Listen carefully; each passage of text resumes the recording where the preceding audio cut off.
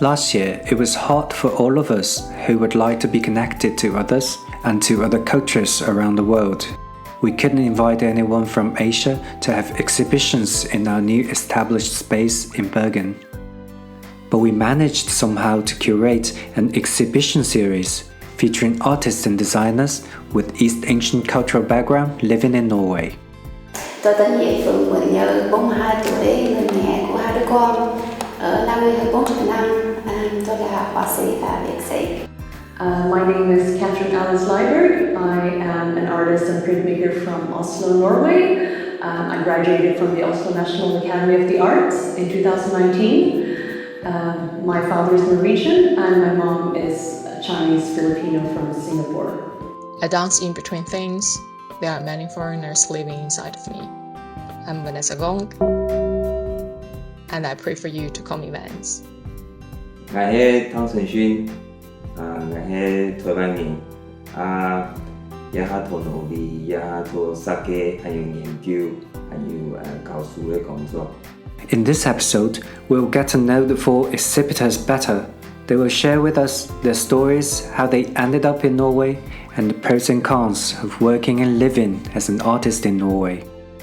On the stage in the Bergen House of Literature, the artists and designers explored one question together: how can original cultural background cultivate and contribute in one's creative career in a multicultural environment?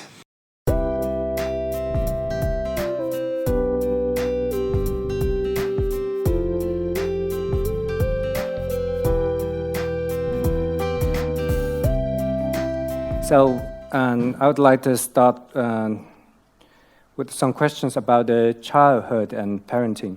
Like New and Tom, you both have kids here.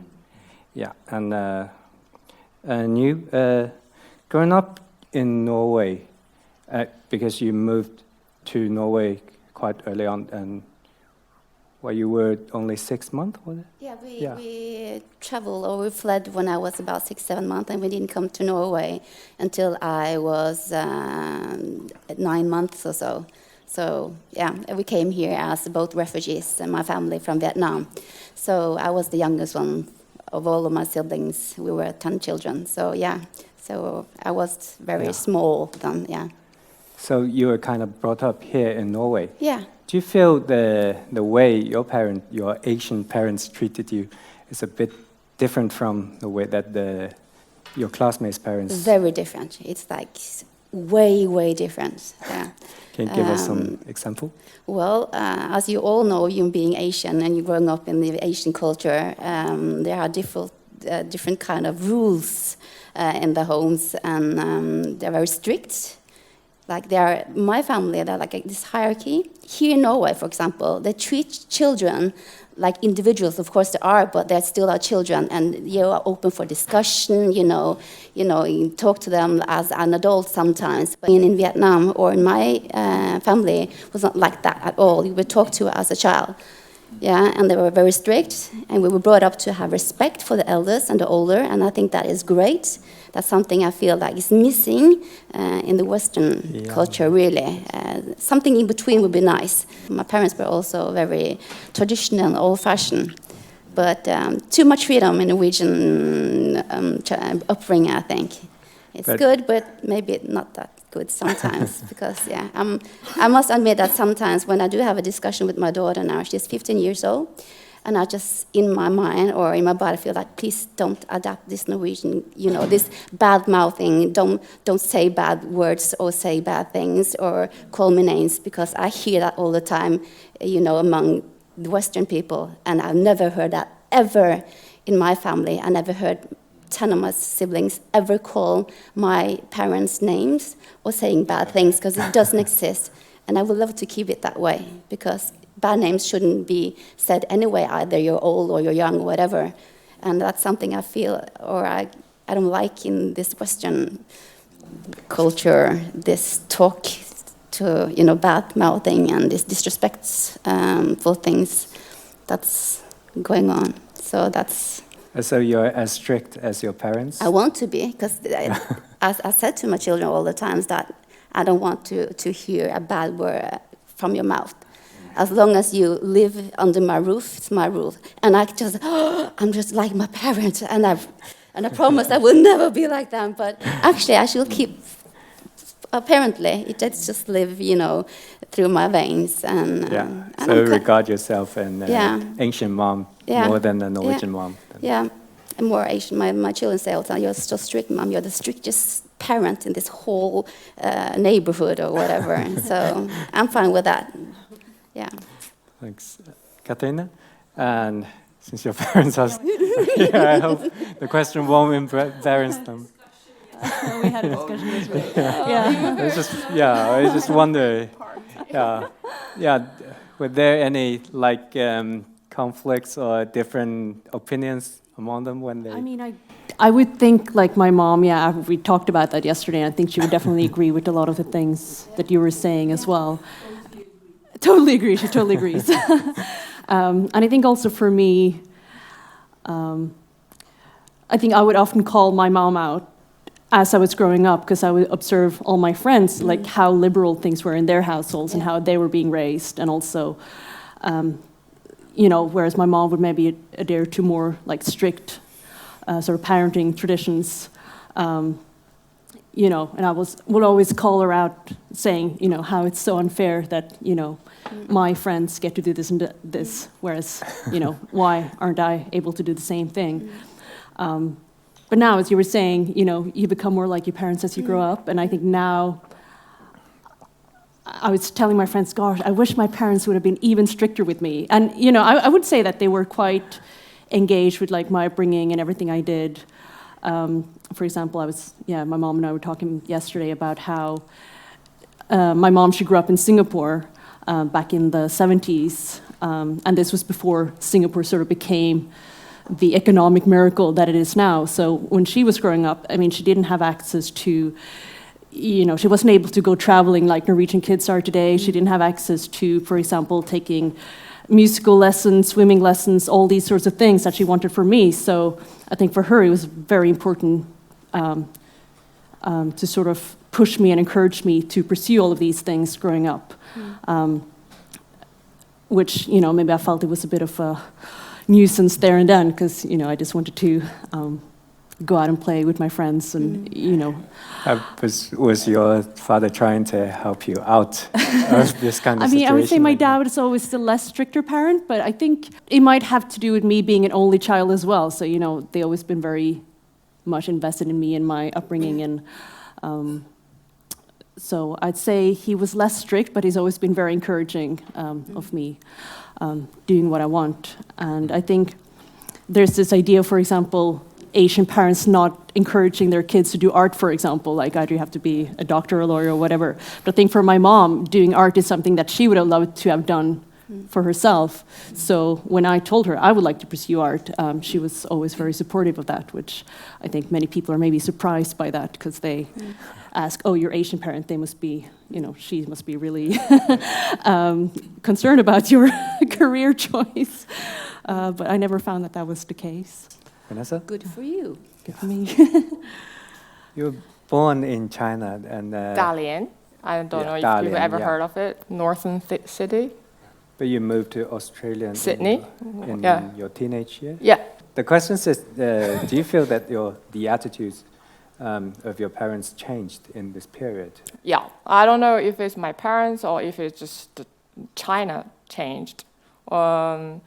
But the little background is my parents used to work in a university, and so the whole environment, we live in the campus. When I was born there, and also the kindergarten, the primary school, is all colleagues, like the professors' kids there. So the whole environment was quite liberal.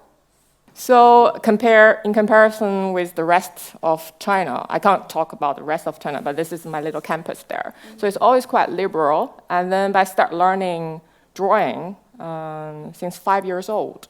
But back then in China, we didn't have like a Saturday off. Do you remember that? We only have Sunday off. Yeah. That was my memory in China. Yeah. That was a long time ago. Yeah, I'm pretty old. So like every Sunday I have to go to different place to learn drawing. So that was my entire childhood. Then my mom was quite strict about things that's not like academic, but in the drawing part. My personality, I probably would give up drawing like a long time ago. Like you see, like your friends can play outside, but why I have to every week to do this? And but that was like back then, like it was very competitive. I would call like China is still quite competitive. So that's always inside of me, and then bring that part of me to Australia. It can be good, you know. And then many years in Australia, I see China has changed. And I see people perceive Chinese in Australia has changed. So, so that's quite a big subject to talk about. Yeah, this is one change among all the changes. Yeah, right. I mean, China, as we know, I don't know about how much you remember, good memory when I was small. Like you don't have access with a lot of candies and snacks. Coca-Cola was kind of like a very luxury thing, you know. But then things changed rapidly, and I mean, I wouldn't call China is like that. Now it's a completely different country than I remembered. So I would call, I had a good memory of my childhood. This is what I need. If I did not have those kind of like a parenting stressness, I wouldn't continue with all this training. So drawing is a skill I have. It's like a writing you can propose. So that's quite important. I don't know kids nowadays have those kind of enough pressure to continue one craft. I still believe like all the kids should have a little bit toughness in in their upbringing. But if you find a balance, probably it's beneficial to anybody. Yeah, Tom, because you are now bringing up your kid here, and which is Ying, she's here, and are you trying to adapt to the Norwegian parenting style, or are you just trying to keep your like Taiwanese ancient and tough daddy? Yeah, well, I would probably have to say that my parents, their parenting style was not that sort of traditional, because they're ordinary people, you know, doing like, you know, very mundane jobs. But I think there was, in my childhood, there was a sense for me that they encouraged me to do the things I want to do. So I pretty much kind of reckon what you just said, you know, when it comes to Asian countries, in Taiwan, for example. I remember when I was in junior high, and one of my friends told me that his parents said, "You can do anything but art."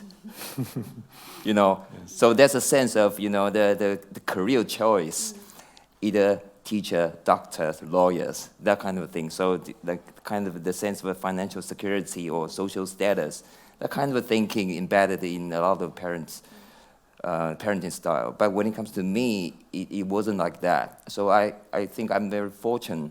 So, and same as for you, the way I was brought up sort of also influenced me as a father. So I try to keep this kind of, in a way, liberal approach in my parenting style for my daughter here. But I also recognize that when it comes to the Western, at least in this context in Norway, the sense of focusing on letting the individual develop, you know, whether it's their mental strength or the way they think about things, and the freedom of choice in terms of what the things they like, the interest, whatever. I think this part is for me, it's a good experiences, and I think it's good for people to become. But I think because my daughter now, she's 6 years old, so I have 6 years of experiences of parenting. So I don't have a conclusion, but I do have a sort of ways of thinking about how to find a balance between for example, the Asian style and the sort of the Western style. Yeah, because for example, in Taiwan, we or maybe you also share the kind of sense. There's a sense of a collectiveness because when, for example, in workplace, we have to, in a way, we would care or think about how other people think about our own actions. Right. So the kind of a social kind of context always embedded in the way we act according to the circumstances we are facing, right? And then, but in Western countries, for example, the sense of the priority goes like the individual freedom is the first one, and then maybe the social context or the kind of the environment outside of the individualness. So I think that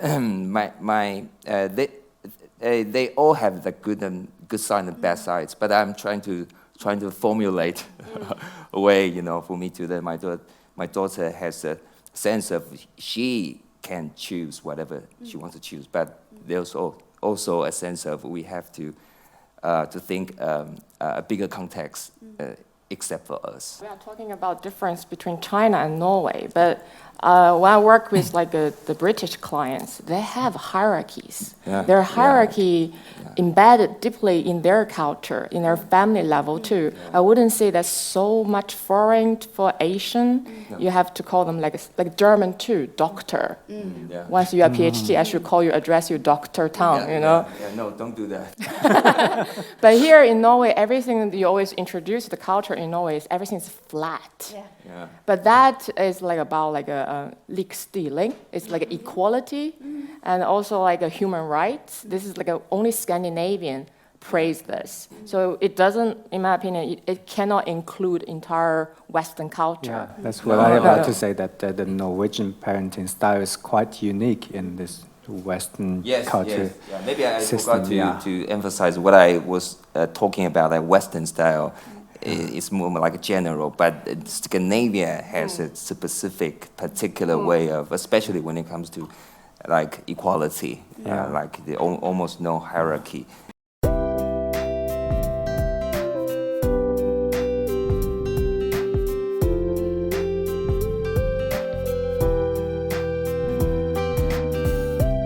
我是汤承勋，我是台湾人，也做农历，也做sake，还有研究，还有教书的工作。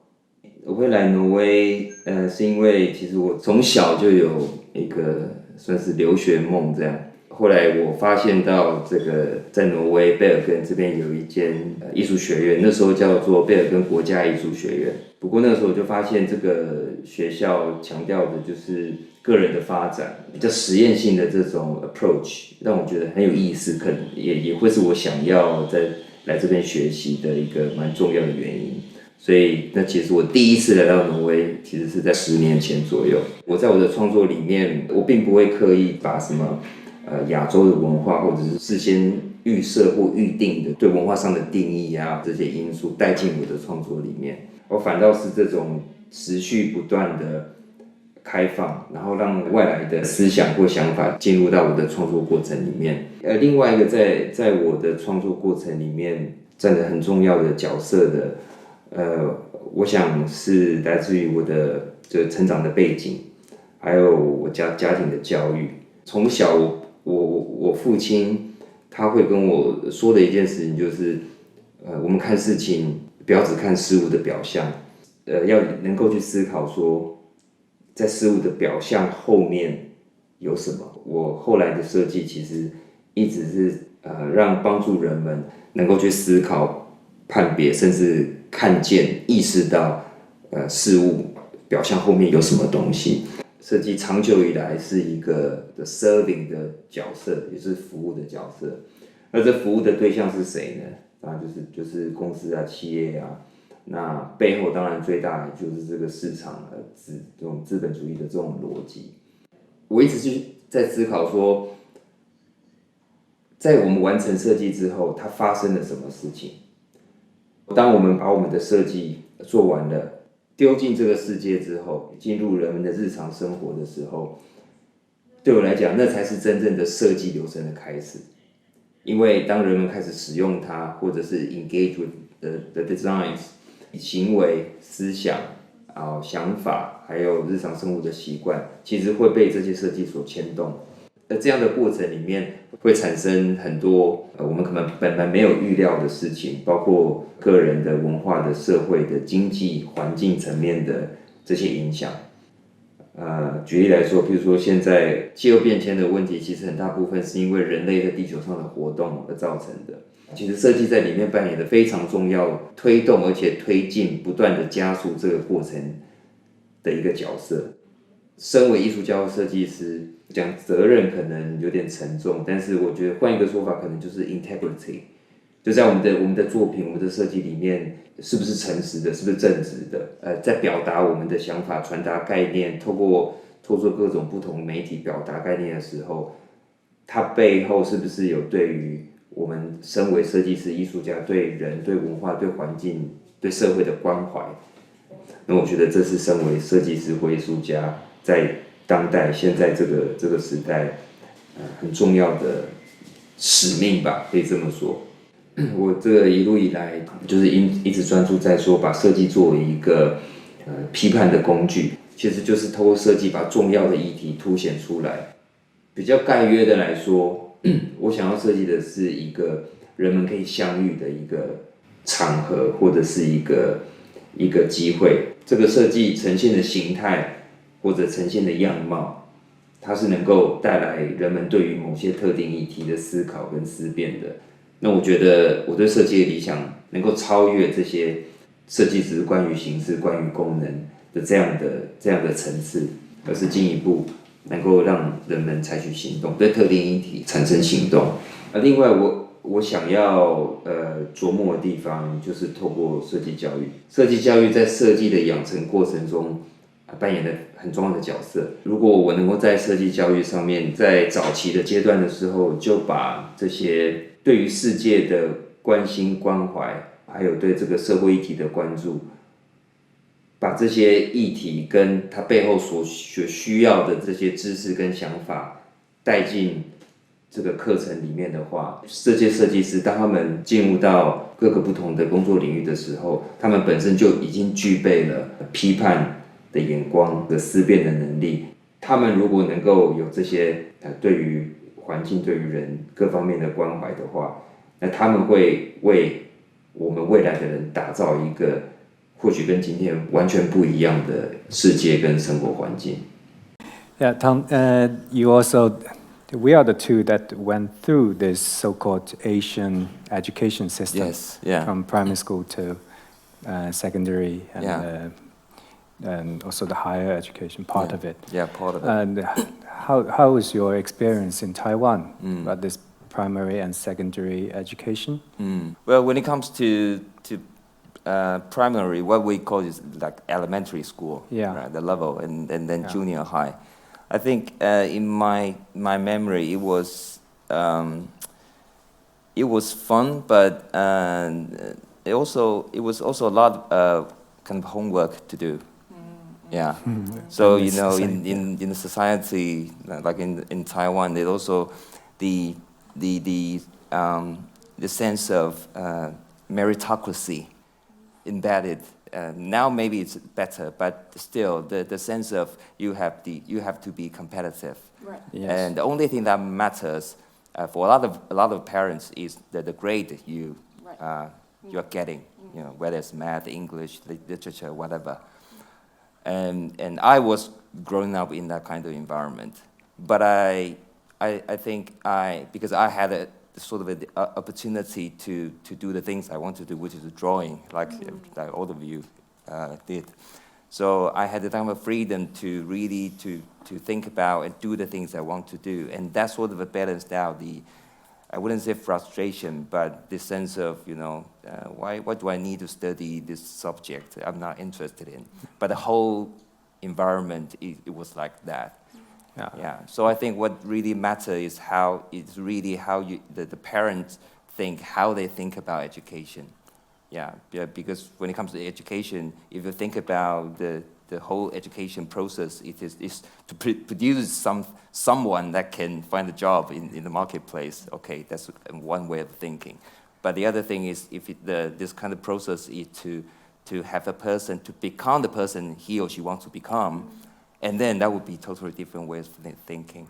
A lack of certain purpose in the education. Yeah. So I would say in my sort of experiences, the experiences when it comes to elementary school and then junior high was rather competitive.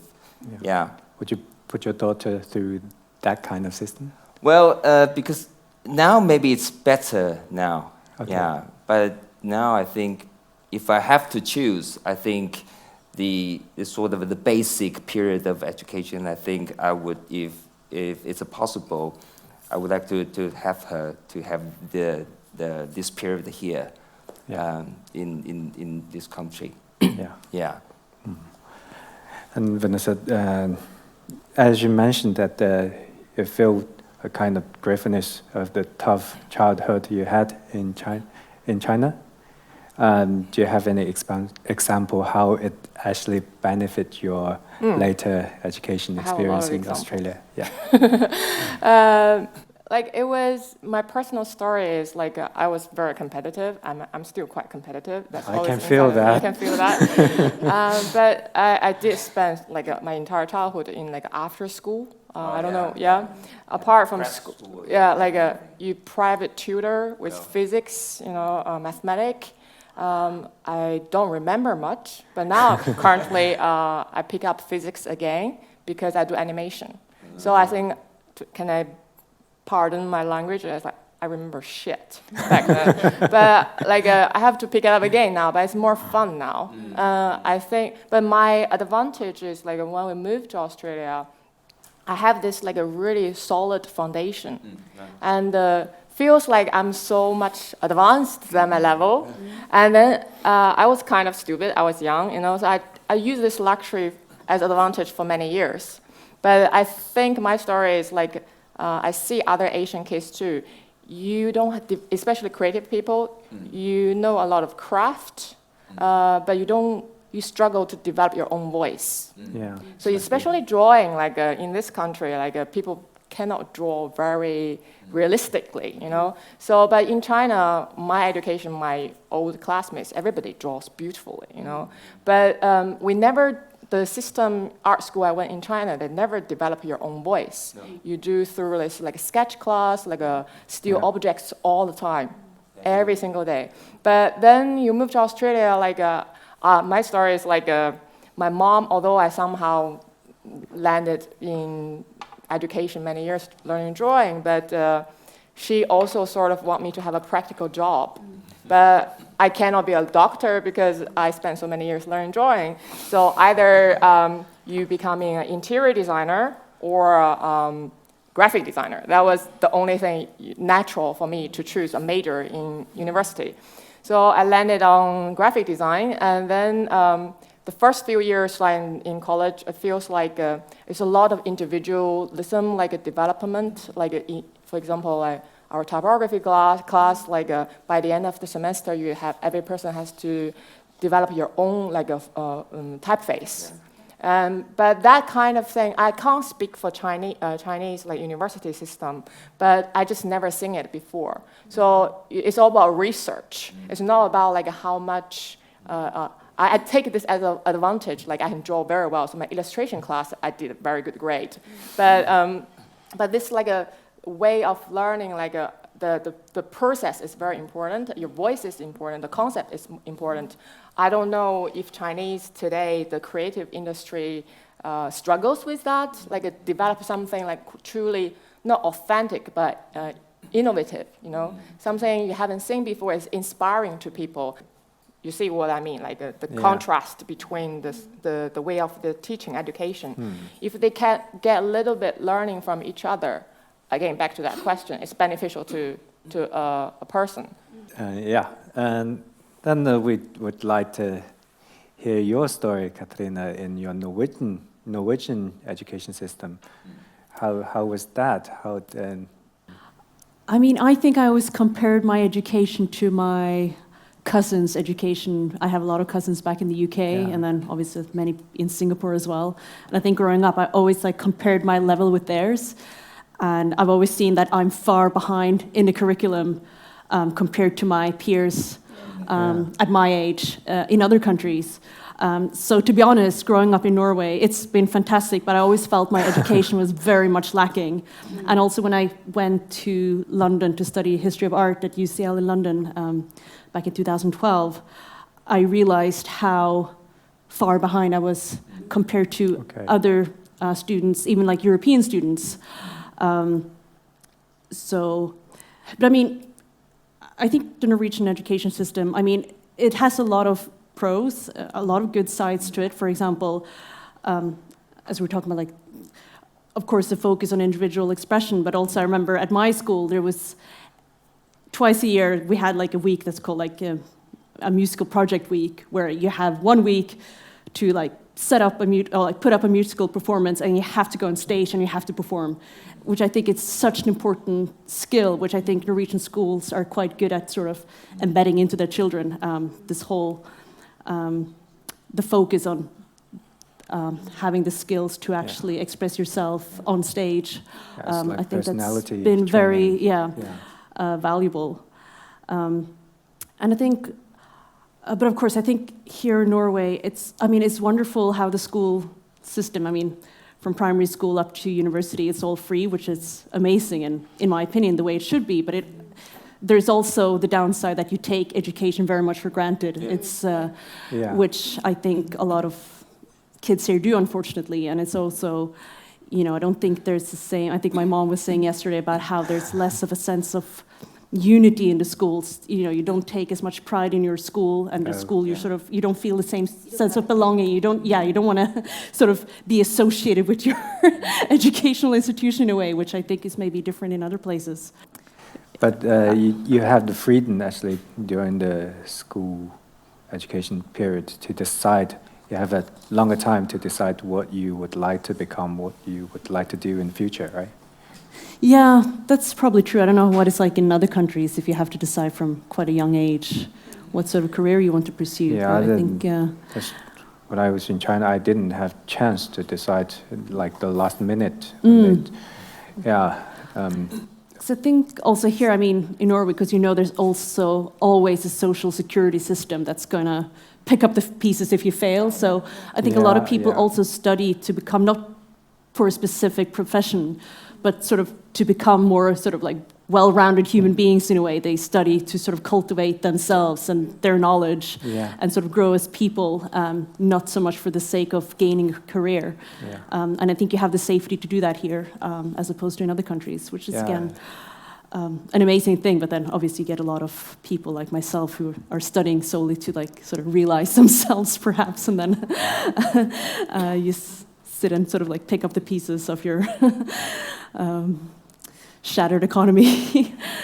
But so it's so-called this passive knowledge in the society, which is kind of positive. And you also mentioned that actually your parents didn't support so much of you studying art. When did you make this decision that I want to study art? When I finally moved out. Really. I was applying for marketing, but I didn't get in because I went to the States. And when I come back, I lost the space where I was applying for, so I just, but I love to work with art. I would love to work with design. So I just applied for the ME, Mercantil Institute, working, now it's studying graphic design. So I did this 2 years intensive education in graphic design, and I continue with 3 years bachelor at now called KMD, back then KIB, And by the way, the 2 years I did beforehand was at Mercantil Institute, but it's now called Fagskolen Kristiania. So I did 5 years with graphic design and visual communication, and after that I was started work as a designer, as an illustrator, and writing too. But none of that had anything to do with my family or encouragement from them. It's just something I chose because I finally can do it by my own, and I'm 18 years old, and I can, make my own decision. So it came very, late, but I always making stuff, drawing all the time, making stories. I loved to read when I was young. So it just came naturally when I moved out and found that nobody was bothering me or my family didn't, trying to, guide me to different paths, steer me. So this is what I want to do. And I felt very alone with that stuff because I had nobody to talk to. None of my friends not did. In the milieu. No environment there, or my family didn't know, didn't encourage or involve that much. So I just started to pick up stuff by myself. And it's also amazing that you can do that in Norway. That you make such a decision in a late stage of your education. So like Vanessa said, in China, maybe if you want to be an artist, you really have to prepare yourself much early on, right?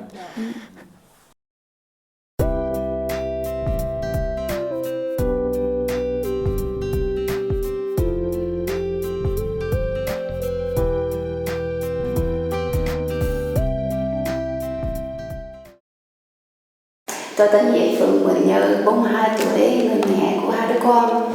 Ở Norway hơn 40 năm, tôi là họa sĩ và vek sĩ. Jeg kom hit til Bergen for over 20 år som student for å studere grafisk design. Så har jeg vel tatt en 2-årig designstudio på MI, og så tok jeg en bachelor i visuell kommunikasjon på Kunsthøgskolen i Bergen. Etter det så har jeg vel jobbet med diverse ulike oppdrag som dekoratør. Og så har jeg jobbet ved siden av som forfatter for barnebøker, ulike forlag. Og så har jeg også undervist på Høgskolen Kristiania i grafisk design i 10 år. Og nå frilanser jeg og jobber med ulike prosjekter. Vi kom til Norge i 1979 som båtflyktninger. Foreldrene mine flyktet med 10 barn fra alderen 15 til 6 måneder. 6 måneder. Og dette var på grunn av Vietnamkrigen og etterdønningene av det. De var kapitalister, businessmennesker og hadde kinesisk bakgrunn, så det var en veldig dårlig kombinasjon. Så vi var nødt til å flykte. Og så kastet vi seg på båten i 1978 i september og ble plukket opp av norsk tankskip. Min bakgrunn spiller en veldig, veldig stor rolle i mitt arbeid. Selv om jeg snakker og ser kanskje norsk ut, men det dukker opp i det visuelle, de ting jeg skaper. Fordi jeg plukker opp ting fra min barndom, historier som jeg har blitt fortalt, farger jeg har sett, musikk jeg har hørt, og gjenskaper de da, som kommer ut i disse arbeidene. Til denne utstillingen så har jeg vel valgt å visualisere en reise, det er det jeg kaller en serien for. Jeg har ikke gitt arbeidene titler, for jeg ønsker at folk skal få lov å tolke denne reisen selv. Det er her på en måte jeg føler at min asiatiske, vietnamesiske bakgrunn kommer frem da. Og dette ved hjelp av farver, detaljer, former som minner meg om faktisk mitt hjemland. Og dikt og ord som mine foreldre har fôret meg med gjennom oppveksten. Man ser jo ulike sesonger, det forandrer seg stadig. Så er det veldig mye naturelementer som er tatt i bruk her. Du har jo blomster, du har planter, du har frø. Mye som minner om fjell, vann, hav, luft. Så det er på en måte tatt inn i denne seriestillingen. Jeg ser det som en styrke å kunne beherske begge deler, fordi at jeg både skriver og illustrerer til egne tekster. Så sånn sett så er det veldig praktisk og fint å kunne styre ting selv. Men til tider så kan det ene gjøre at jeg faller litt ut fra det andre. For eksempel hvis jeg sitter og illustrerer eller jobber med kunsten, så kan jeg være så fantastisk inne i boblen at jeg glemmer alt det andre. Eller det motsatte. Så både og, men jeg tror til syvende og sist så er det fint å både ha det separat og likevel ha det sammen. Dette er igjen fra min far, det er han som kom med alle disse visdomsordene. John Louis Vernoot, den John regn hver løp. Det vel å velge å bruke tunge og vann I stedet for tenner og ild. Og med det så mener han da at man ved å bruke tunge og ord og vann så kan man fortsatt lede folk til riktig retning. Undervise og lede folk til riktig retning, men hvis man velger da å bruke tenner og bite av ting, eller bruke ild for å brenne, da dreper man alt og rett og slett brenner broer og ødelegger for seg selv. Akkurat nå så jobber jeg med en barn- og ungdomsroman, tegneserieroman, tror jeg. Jeg blir I Norge. Jeg ser ingen grunn til å dra noen steder. Jeg jo mer eller mindre født og oppvokst I dette landet, og jeg føler meg veldig norsk. Jeg en ny typ, og jeg synes det hyggelig å få presentere meg selv her på Norway on Air. And you told me early that you've been back to the place that you were born several times, right? Just one. But where I was born, that was the last time. But I've been back to Vietnam 3 times. Yeah, but the last time I went to my birthplace, the city. Yeah. Okay. How will you receive that? Are you treated as a local or as a foreigner or even a Westerner? Westerner, I think. Westerner, because just by your appearance. Yeah. The first time was so funny because I was 18 years old and I went to my friends. They were Norwegian, and I was like, "I'll show you my country where I come from. I'm Vietnamese. I know everything. I can language and all that stuff."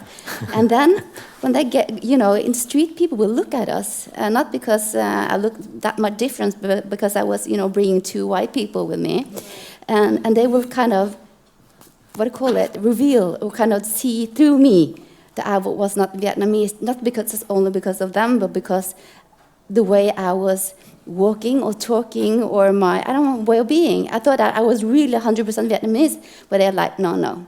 Who do you think you are? We know that you don't live in this country, yeah? So I was kind of saddened the first time because, when you come back to a country, you want to be included, be proud of where you come from, but they were like being very selective. Of course they're like, me, but they were like kind of dividing groups. Because like in Vietnam, back in that time, they had 3 prizes when you go buying stuff or something. You have 1 prize for the locals, for the Vietnamese living in Vietnam. And you have Vietnamese people that, living abroad but coming back. And then you have all these Western people or other people coming there, right? So I was like trying to get the first tickets, the cheapest one, the local one, all the time. And every time I was trying, there was like me up and down, and like being not sure. And then suddenly the white people came out, okay. You have to pay the most expensive one. So that was like, So I've been there, so trying to find out how it works. But the last time, the first time was funny because that was the first experience. But the last time was more like this heartfelt, this very sad and beautiful experience for me. Coming back to where I was born and seeing the house, the apartment where I was born, the street, how damaged it was. Because I've always seen pictures, beautiful, beautiful picture of my family and the beautiful house. Everything was like neat, everything, and from the beautiful pictures of my family with the Jeep and the cars and my family, my dad always being this snobbish, stylish guy. And going back and see the house, and it was like damaged, from they haven't built it up. There were like parts of it still not maintained. So it was really, really sad. It was very nice to experience it, but it was sad at the same time. And the funny thing is that when I got there for the first time and talking to people, they figured out that where I was from, who I was. And it was like, are you new? No, that of course they didn't know my name, but are you the daughter of the man from the family? Of course, okay, wait a minute, I'll get someone. And then this guy coming out, and we were talking, he was crying, and he was telling me a story, okay, you were the ones that you got away. We stayed because our parents didn't allow us to go because they were afraid that we were going to die. Yeah, so it was like, then you kind of felt like how lucky you are to take that chance, I felt this big love from my family suddenly, because knowing that you have one family that stayed because they didn't dare to cross the ocean or the sea or whatever, because they didn't know if they were going to be alive or not, And then you had this family, my family, that actually did it. You know, what a braveness in there to gambling. Yeah, just one decision away. Decision, we're going to die or we're going to, you know, let's just do it. So reminding how grateful I should be or how grateful I am to be there or being alive. But no, it's funny being recognized, my family again, because we also went to this museum and I was staying out, you know, admiring the garden, all that stuff. And then this spåman, what's called it, this palm reader. There was this man, fortune teller. He's now not fortune teller. This crystal ball. No, reading. And he was sitting outside with his friend, sitting back on the bench. And I was like, why not? And he was like reading my poem. And it's like, I can see that you are lucky, blah, blah, blah. Your family is big. You have 2 kids. You're going to live in at least till 82 years. So I'm good. And then say, write your name on this note. I want to read your signature. And I wrote my whole name. He was reading out, is that your family name? Are you the daughter of da-da-da-da? Yeah. And it was so funny. And then, because he was like, this is really great name. I know this family. And then his friend on the bench back there popped up. I know your family. I was in war with your father's brother. And then suddenly like, they were telling stories because my family was quite big from that district.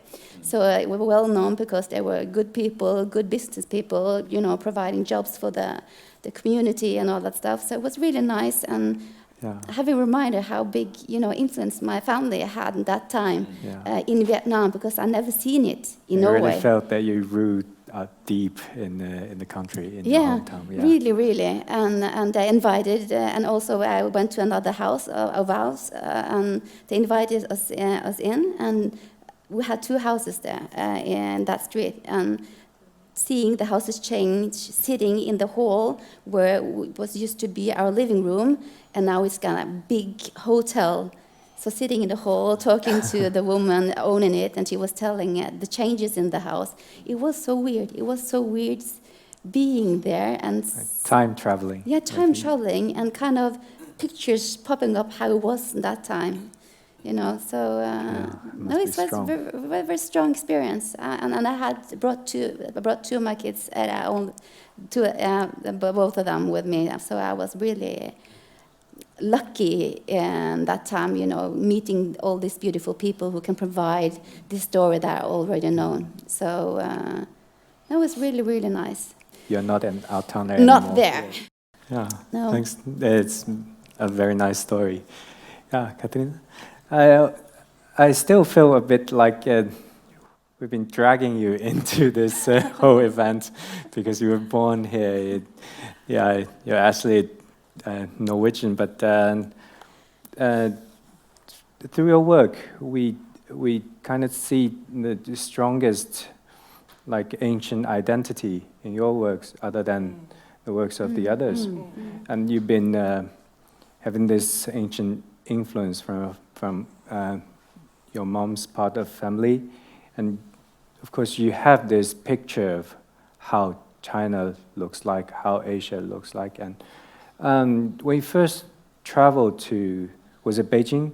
Was it the first time when you traveled to China? I traveled to Singapore for the first time when I was 12, and then went to Beijing and China for the first time when I was, I think, 17 or 18. Was there anything that matched your expectation? Or? Yeah, because I mean, I was talking a lot about that in my master thesis, actually, about sort of these Chinese diaspora communities and sort of diasporic or migration memories. Because, as I was saying, my mom, she grew up in Singapore in the 60s, and they left for Europe, and they moved to Europe in the early 70s. And I think both me and my cousins, growing up here, we would always be sort of observing how our parents would reminisce their homelands and their native cultures, and sort of, I feel like this longing for their homeland sort of is inherited by us, sort of like part of our genetic makeup in a way, even though we've never been there, never experienced this homeland, but it becomes this mythical place that we're sort of brought up to remember and sort of carry on with us. But what's interesting, and which I observe in many sort of migrant families or diasporic families and diaspora communities, is that the whole idea of the homeland is stuck in the time and place, or in the time in which it was left behind. So that I think me growing up in Norway in the 90s and 2000s, my idea of Singapore was an idea of Singapore that was still stuck back in the 60s and 70s. And I think the same with China and Chinese culture as well. So, for example, when I traveled to Singapore for the first time, I wasn't expecting it to be the modern, metropolitan, cosmopolitan city that it was. And I think my mom, she asked me, Catherine, it seems as if you're a bit disappointed with Singapore. And I said, yes, I am, because I was expecting it to not be so similar to, any sort of like Western city you'd see. And I remember and we were talking about this, and she also said, but Catherine, it would sort of be unfair for you to expect Singapore to remain in the past to cater to your sort of fantasies about it. Of course, the people of Singapore want, modern amenities as well. So this is just something I had to adjust my mind to. But now, as I've grown older and I've been back to Singapore several times, I've grown to like it a lot. And, it has a lot of its characters still retained. You just have to know where to look. So that was definitely an eye-opener, I think. Yeah. But when you were studying in Beijing, were there anything that's exactly what I expected? That anything that you got the shock? No, that's nothing that I have expected. Well, I think because again, my mom, when she grew up in Singapore, China was very sort of closed off at this time. So I think the images that came out of China was of people in these, communist suits, and I think she as well, and me, and I think everyone, all of my parents' friends here in Scandinavia, they were asking us. This was in 2006, so it wasn't that long ago. They were asking us, are you going to China? But it's so, because they had these images of China in the 70s. Isn't that really dangerous? And, really... It could be a common image for normal Norwegian people too, I think. It could be a common image. I think, So that was definitely a surprise for us. But I found that China had sort of, it's in a greater sense retained like a larger historical perspective. So you had sort of the China that you see from the old historical dramas that I grew up with, which sort of, when I got there, I could definitely sort of see the China that I had in my imagination actually still there physically.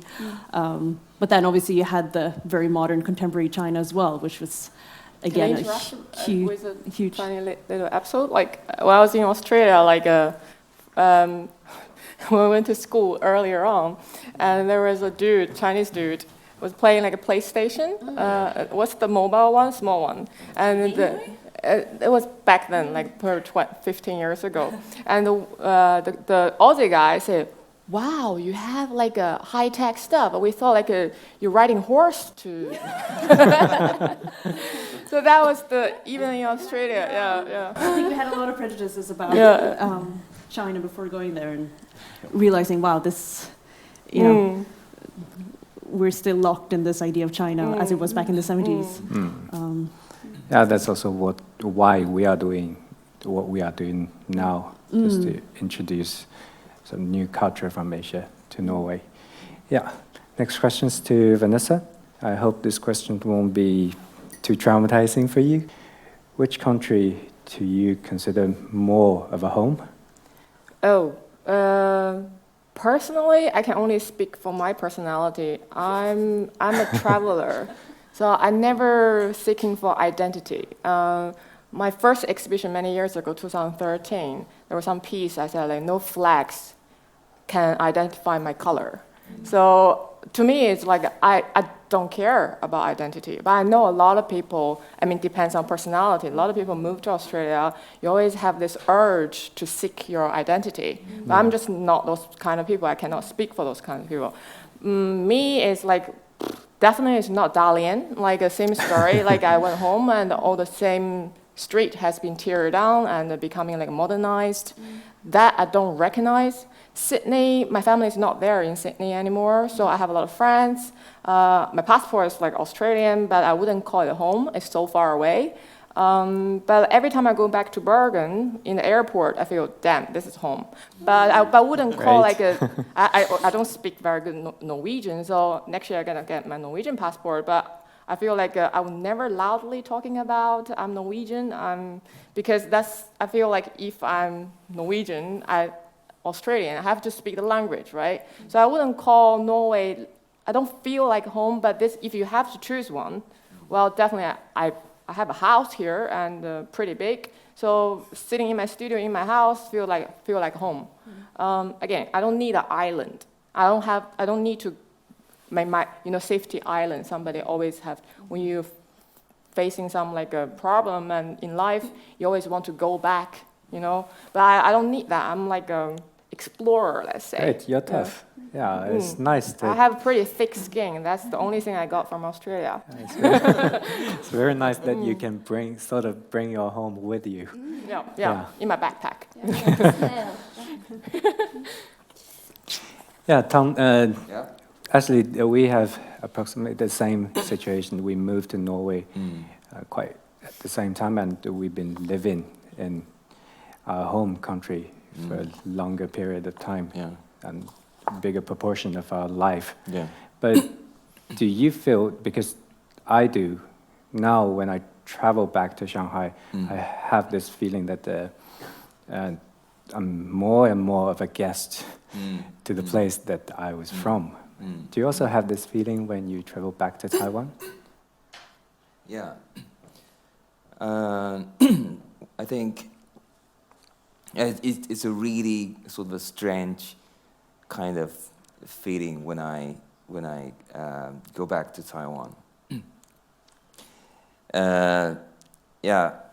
Because my parents are there, and all my best friends are there. Yeah, exactly. Yeah, so because I started my second life or second period of my life in Bergen, but the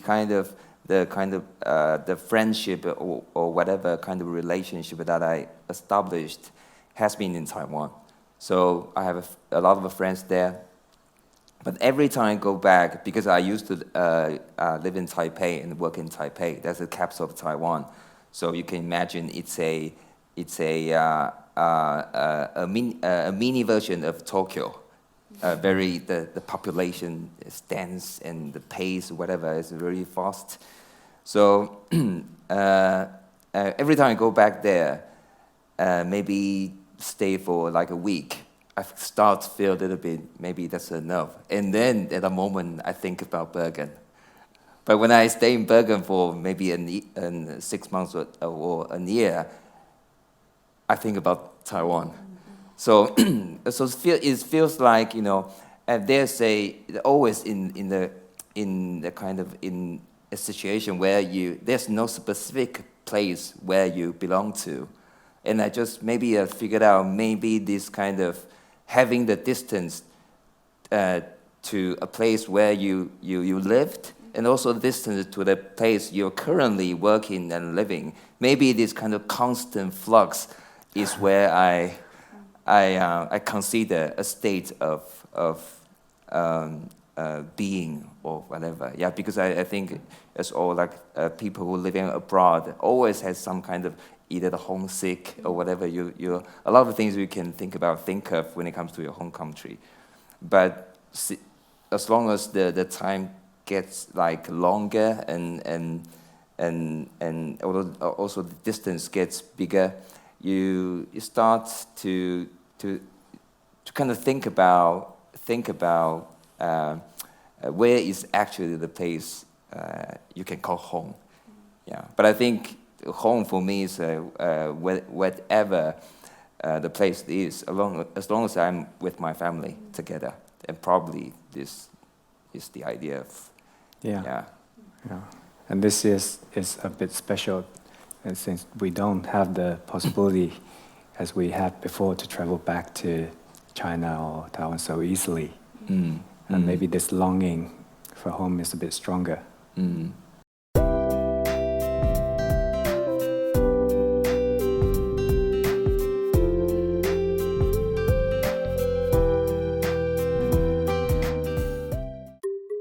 In my dictionary, there are always two types, either tall or short, fast or slow, maximum or minimum, Asian or non-Asian, money or poverty, cut the crap or make the crap. Actually, I just lied. I dance in between things. There are many foreigners living inside of me. I'm Vanessa Gong, and I prefer you to call me Vans. 1983, summer, mother had the best day of her life by giving birth to me in a coastal city in China called Dalian. Everything went pretty smooth all the way to my early teens, at least based on her version of the story. Since 5, I've never skipped a drawing class. Did score high on math, geography, physics, and the calligraphy. Until I swam to Sydney, things got a bit colorful. Figuring out typography in graveyards. Spent an entire semester making a noodle queen typeface. Cracked down ActionScript 3, drank like mackerel. Color palette switched. I went on designing websites and software for some big fish. Eventually, everything seems like grayscale. So I packed 15 years into 4 boxes, shipped myself to Europe, precisely Bergen, Norway. The first 3 years here, apart from traveling, I locked myself in a studio making the geometric boobs, a visual language to express my learning in an abstract form. Pretty much it's all about color, dimension, and the balance. One day, I thought I had enough. The apartment was getting crowded, so I picked up the other skill, design, again. Bought a big house, and started working in a communication agency. Fast forward 7 years. My muscle memories are pretty massive now, from After Effects to Figma shortcuts. Only the diagnostic process has changed a little bit. If this episode is about user experience, I can run a 45 minutes webinar on human-centric design. Point made. When I make art, I am the client. You are the audience of my belief. When I design for others, you are the audience of their vision. That's why I'm not showing any of my design work on vanessagong.com, unless you stalk me on LinkedIn for professional small talks. Here's the thing. What we do shapes who we are. The practice of digital and motion design took 37.5 hours of my week. I need to spend an equivalent amount of hours on personal projects to keep my belief alive. You may ask then, what's Van's belief? Entertainment rules humanity. AKA, let's have fun. Vanessa is full of shit. Shit Can be predicate. Vanessa, you're working in a design company. Most of your colleagues are Norwegian, Yes. right? And Everybody else apart from yeah, me. are they helping you to understand the culture more? Helping.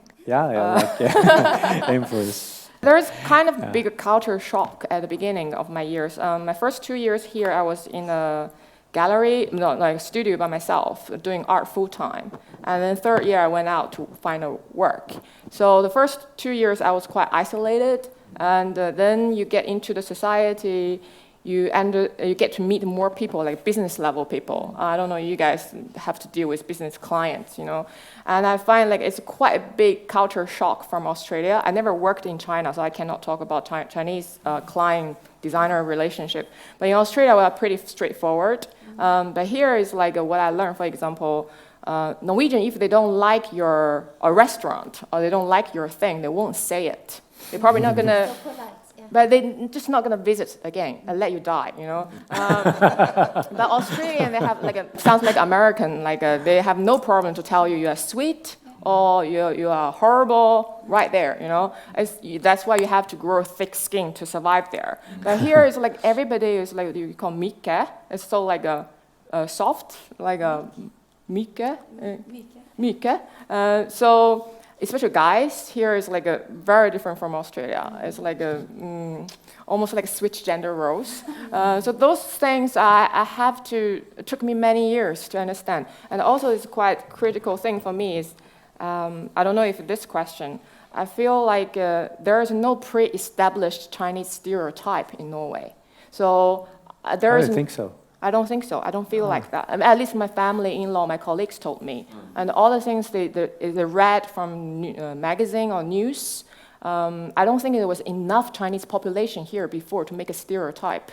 So, but in Australia, in Sydney, I can talk about it, there are stereotypes. So in Sydney, there are all rich people, second generation, third generation.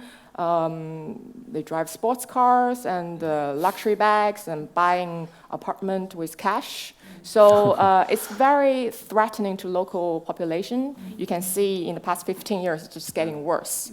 So, but the Chinese here is not that type of Chinese. So in Australia, it's there's very seldom, in Sydney, there's very seldom Asian descent people study arts and design. So most of them end up with a broker or finance sector, money, those driven money, those things. So I always, in Australia, I have to fight that.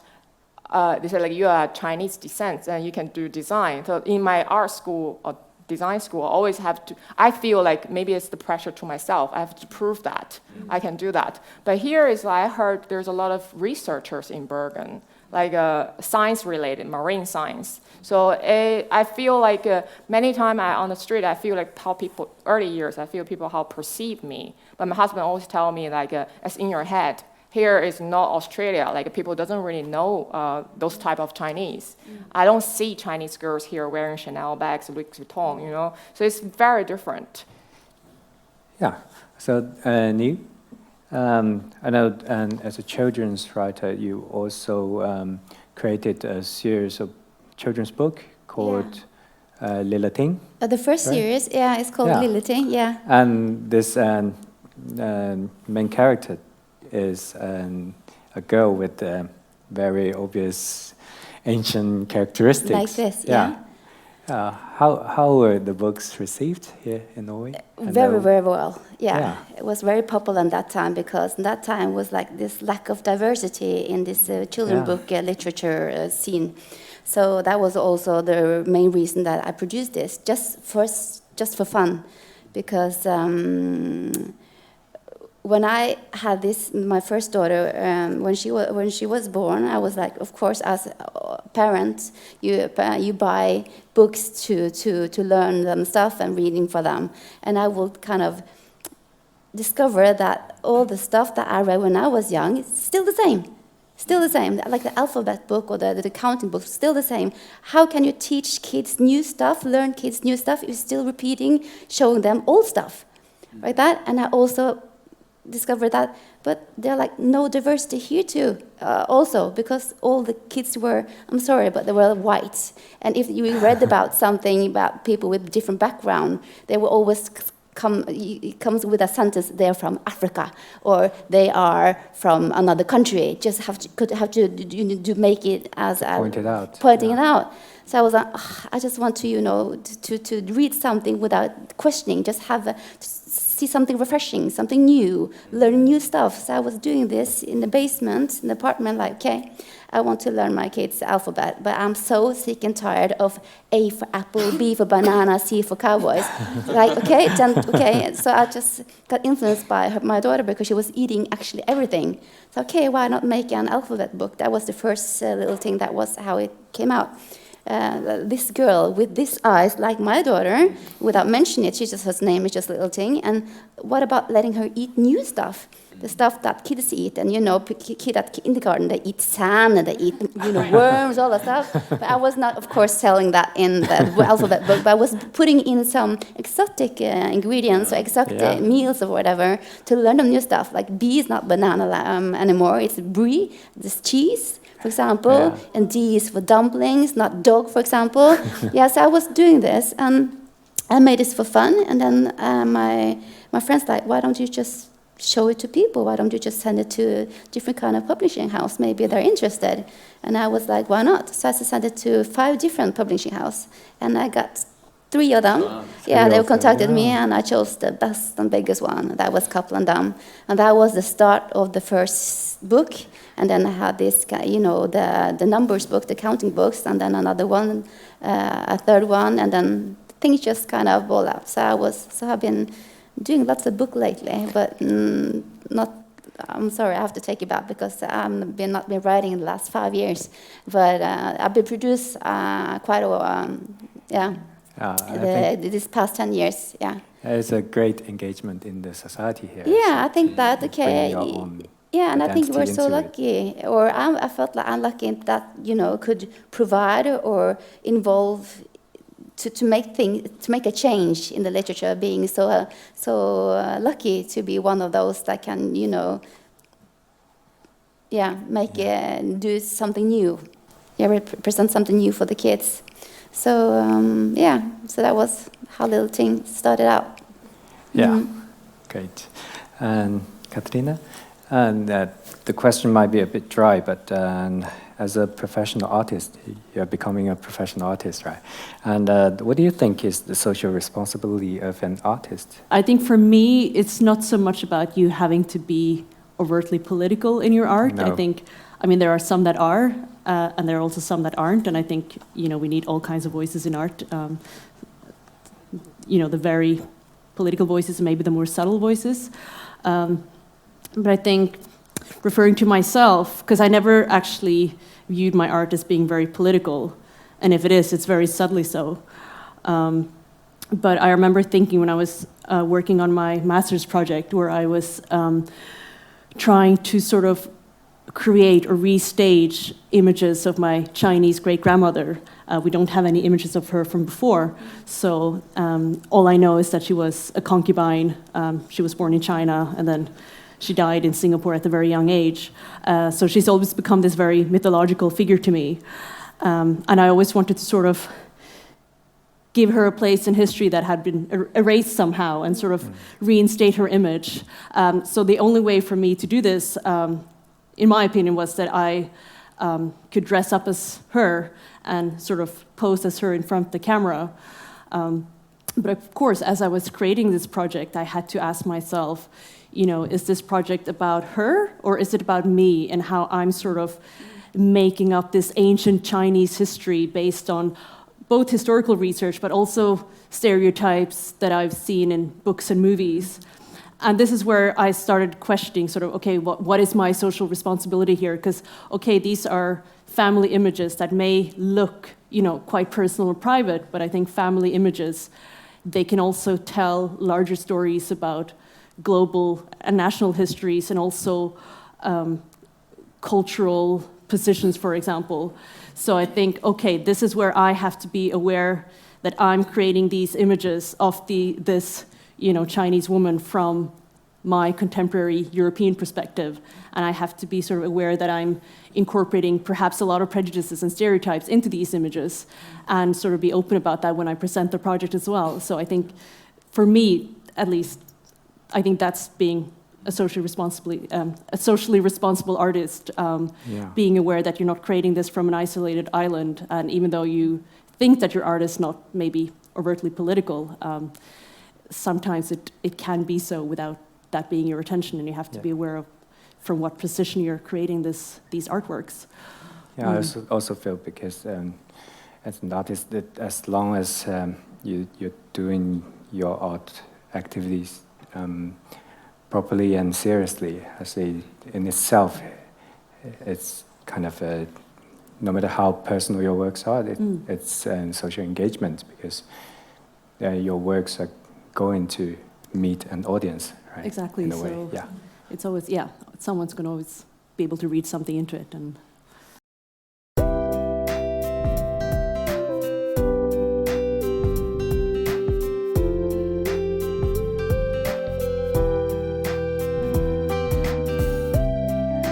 my name is Alice Leiberg. I am an artist and printmaker from Oslo, Norway. I graduated from the Oslo National Academy of the Arts in 2019. My father is Norwegian and my mom is Chinese-Filipino from Singapore. 我的中文名字是爱丽丝. Jeg var født og oppvokst i Norge. Da jeg var liten så hadde jeg alltid lyst til å forlate Norge. Jeg synes Norge var veldig lite, kanskje litt provinsielt. Mamma og hennes familie har alltid vært veldig internasjonale. Så etter videregående så flyttet jeg til Bergen og bodde der noen måneder og studerte mandarin. Og så dro jeg til London og studerte kunsthistorie. Men etter å ha bodd mange år i utlandet så begynte jeg også å sette pris på Norge og kvaliteten ved dette stedet også. Og det er også et fantastisk sted å være kunstner. Det er fantastiske muligheter og støtteordninger for kunstnere i Norge. Så nå tenker jeg at jeg har lyst til å bli her. Det eneste er at jeg fortsatt har lyst til å kanskje prøve å bo i Singapore et år. Jeg får ikke helt ro før jeg har prøvd det.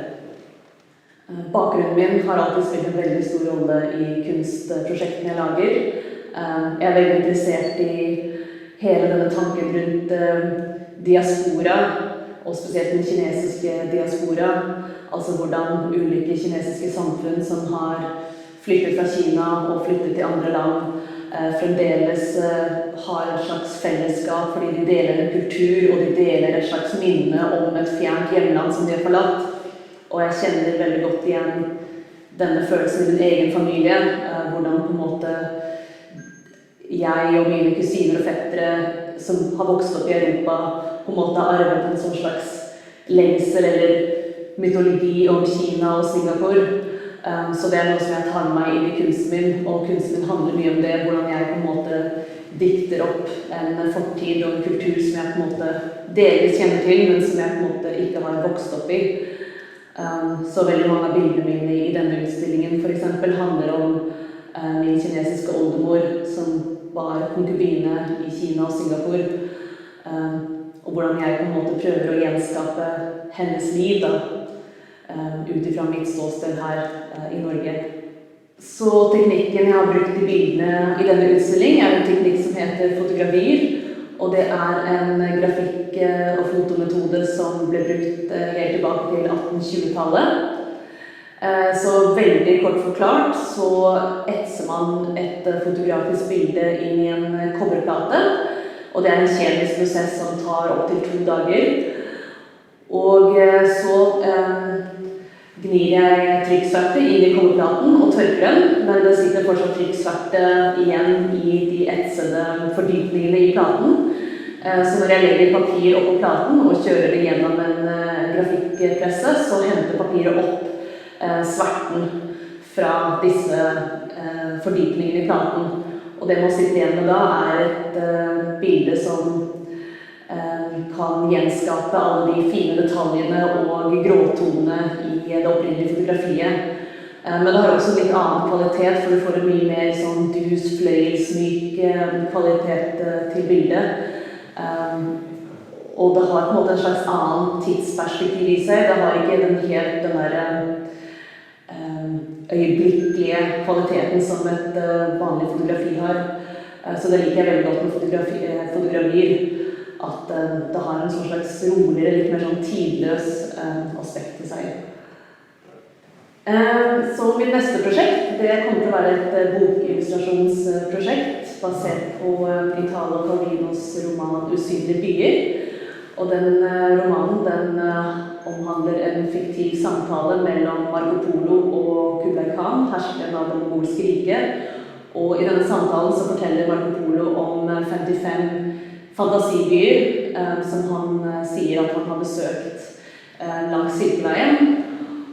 Og det jeg liker med denne boken er at hver av disse byene på en måte ikke bare er en arkitektonisk beskrivelse av byer, men de handler også om menneskelige sinnstilstander i byene. Jeg kjenner mange sinnstilstander som handler om lengsel etter steder som er forlatt, om migrasjon, om diaspora, så veldig mange sånne følelser som jeg har jobbet med i andre prosjekter.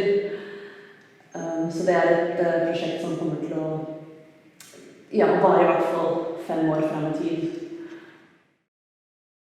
None of us here are actually using our first language, I guess. But in your case, it's kind of a draw, right? English and Norwegian. Yeah, I mean, my mom, I think we were talking about languages earlier, and I think my mom, she grew up speaking Cantonese and English, but then because she moved to England when she was quite young, she sort of lost the Cantonese language, so, but she retained her English. And I think during my upbringing in Norway, she would speak to me in English quite often, also because it took some years before she learned Norwegian. But I would always reply to her in Norwegian. So it wasn't until I was maybe 13, 14 that I started thinking, maybe I should start replying to her in English and actually start using the English language more. But I still feel for me that Norwegian would be my first language. It comes more naturally to me. But I think for me it's always been a great sadness that I never learned Cantonese, for example, but that's obviously not something that I can blame my mom for. Yeah, but you had this experience in Beijing that you've been using a much less fluent language in a foreign country, in a foreign environment. How was that experience? Oh, that was a nightmare? Because I remember coming to Beijing, in China. I went there on a holiday in 2006, and I thought, wow, this place is so exciting, so amazing, this is so interesting. And, I sort of got to know this whole part of my culture that I hadn't been exposed to in that way before. So I always knew that after high school, I wanted to go back and actually sort of reconnect with that side of me and that side of my ancestry. But I found that going to China with the tour guide was a very different experience from actually, going there to live for 6 months. I remember my parents, they took me there and then stayed with me for a week and then went back to Norway. And I remember just crying for a week, saying, begging them to take me back, realizing that how this is such a bad idea. Why did I do this? Because obviously, I didn't know any Mandarin or any Chinese dialects from before, and the people around me didn't speak English either. It was at that time really a huge challenge for myself. But I was 19 when I did this, and I think my mom was saying as well, Catherine, if you can do this at 19, you can do anything. So I was like, but it was wonderful. So in my class, my language class, we had students from Korea, Japan, it was me, one from Tanzania, Indonesia, and many of the students in my class, they didn't speak in English. So the only way for us to communicate and get to know each other was by using the new words in Mandarin that we learned week by week. So, the first week we could talk about maybe ourselves and our siblings or parents. Next week we could talk about our favorite colors. Week 3 we went on to favorite foods. So that was a really fun experience. And I think also it's very interesting for me to learn a language that wasn't a Latin language. So, the whole way that the Chinese languages are structured is just such a different way of constructing and formulating your reality. So I just sort of had to erase everything I thought I knew about languages, which I think, was the most interesting part of it, maybe. So I learned quite a bit of Mandarin, but now that was 10 years ago, and now I've sadly forgotten most of it. I'm sure you're going to pick it up back quite soon, once you have the environment. I can pick up some words when I hear you on the phone and sort of guess what it's about, but it's...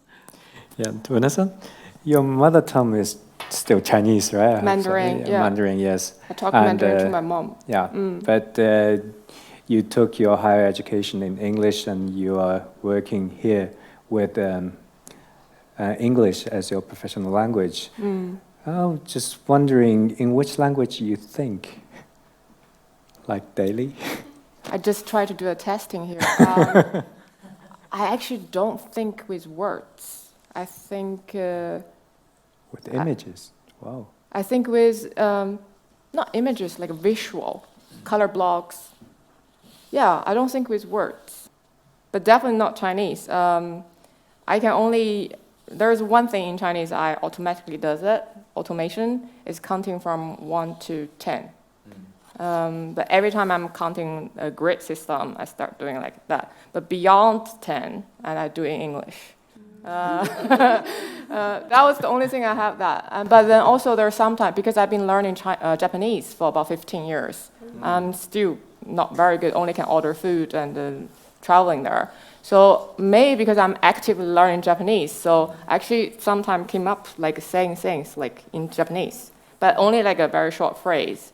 I guess if you really have to force me thinking about like how I think, maybe it's English. But again, I don't think with language like you are a translator, you are into language. To me, it's not words. It's always like pictures, images of things. It's quite vague, cloudy, but it's all visual. Yes. Yeah. As an academic teaching and teaching at the school, I feel that you have this tendency to be precise with language and to use words that represent your meaning, like precisely. But at the same time, the language you're doing research with is not your first language, which is English. Do you feel that English is more of a research language? Do you think it will make any difference if you work with Chinese, your first language? Well, I think it's going to be if I were to use, for example, traditional Chinese to do my research or do my research work. I think it would be a totally different experiences. Yeah. But and on the other hand, when it comes to research and all the literature and sort of related sort of research materials, almost all in English. So I think there's a sort of the domination of this language, very Western, and sort of have the power in the process of producing knowledge. And those knowledge are those sources that we as a researcher or as academic are accessing. And of course, it has a sort of a tendency of, I wouldn't say, kind of guiding you through a particular way of thinking about research or reading about research or the materials, because the limitation of language. For example, in this case, it would be English.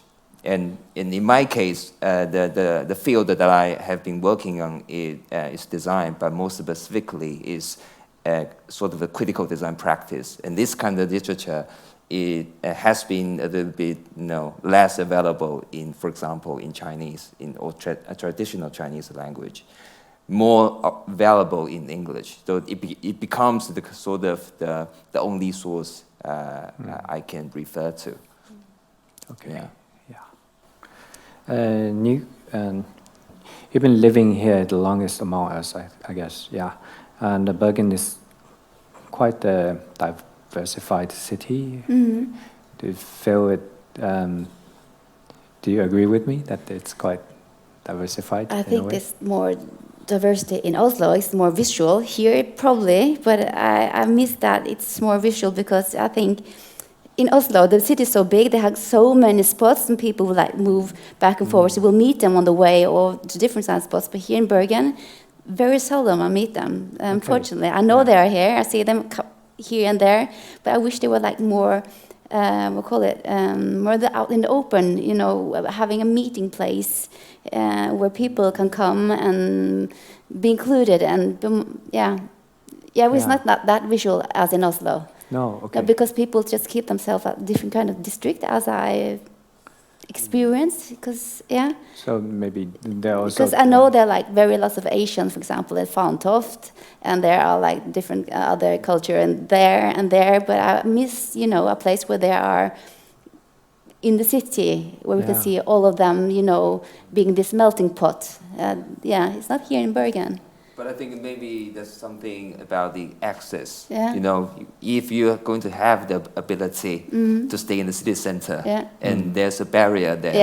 Yeah. So maybe I'm not a big traveler. Maybe that's why I don't see them that much. But I wish that's why I miss Oslo the most. Yeah, okay. Is that so in Oslo now that it's more visually, it's more diversified? Don't you do? Yeah. Katrina? Yeah, you're the one from Oslo, yeah. Because it's funny, because I would compare Oslo, after I left London and I moved back to Oslo, I really missed the international scene of London. I felt like, Oslo, it feels so providential somehow. But I think once I sort of entered the art scene in Oslo and started studying, I sort of discovered that Oslo is actually like a lot more multicultural than I thought, especially I think the art scene in Oslo, is if you go to the Oslo National Academy of the Arts, for example, Kunsthøgskolen i Oslo, I think like the master's program, for example, is taught in English, and we welcome students from China, Bangladesh, India, the US, Canada, and different countries all over Europe. So, and I think for being such a small city, I think, for example, especially again, the art scene, they put up a lot of international shows with a lot of international names. So I was actually like quite pleasantly surprised at how international Oslo manages to be.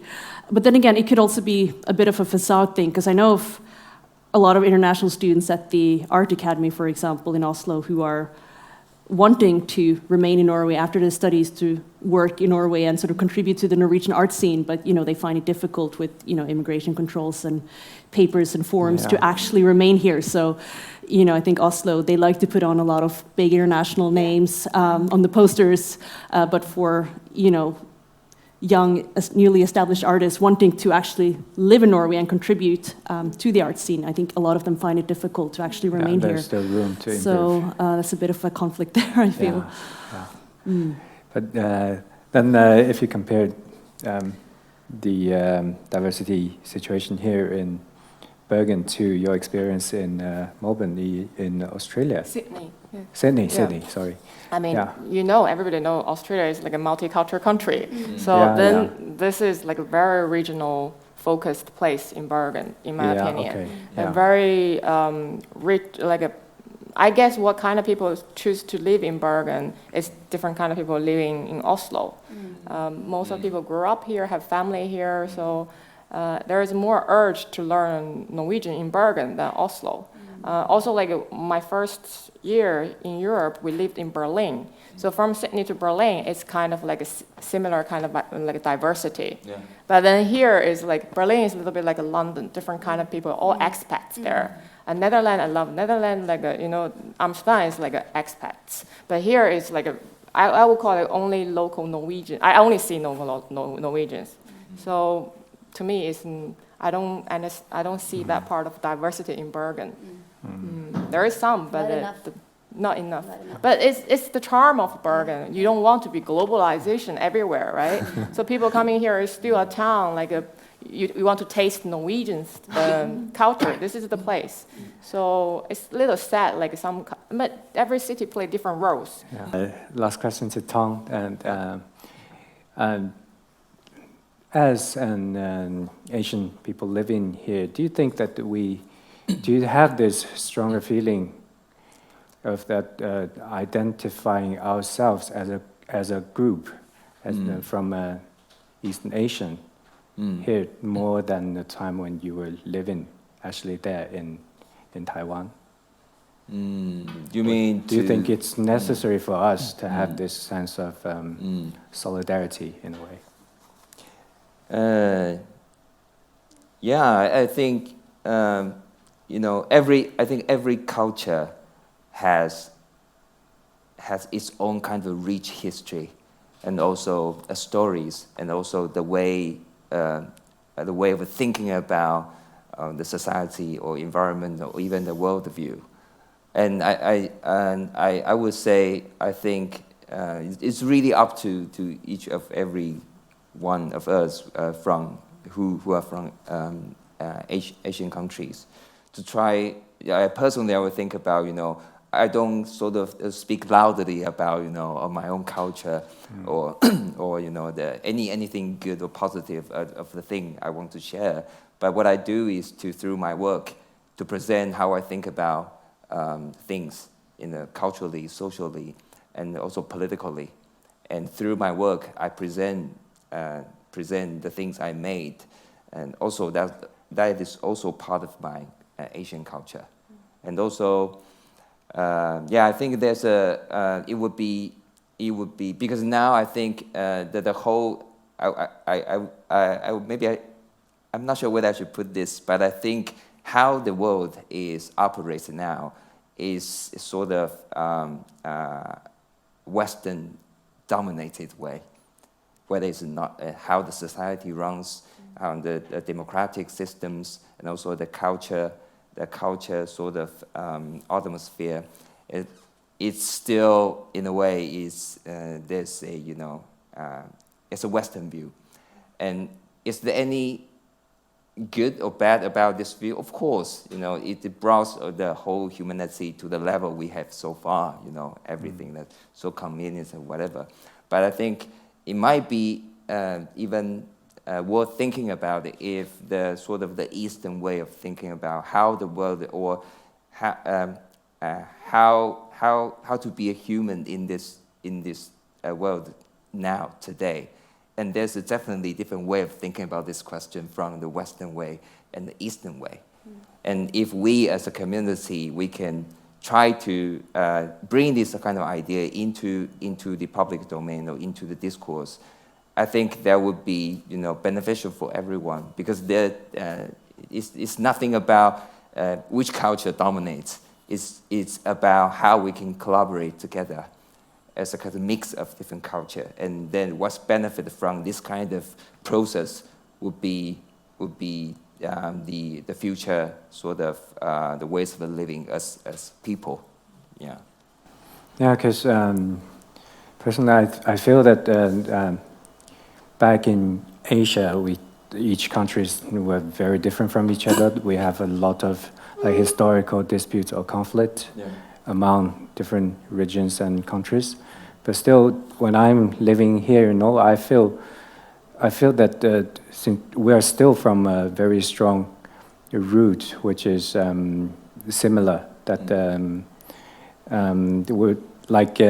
we're more akin to each other than maybe to people from Europe or people from the States. So I think it's very important for us to have this sense of identity that we're from East Asia, and we're living here in Norway, and our culture has a value that we can contribute to the society and to the global cultural development.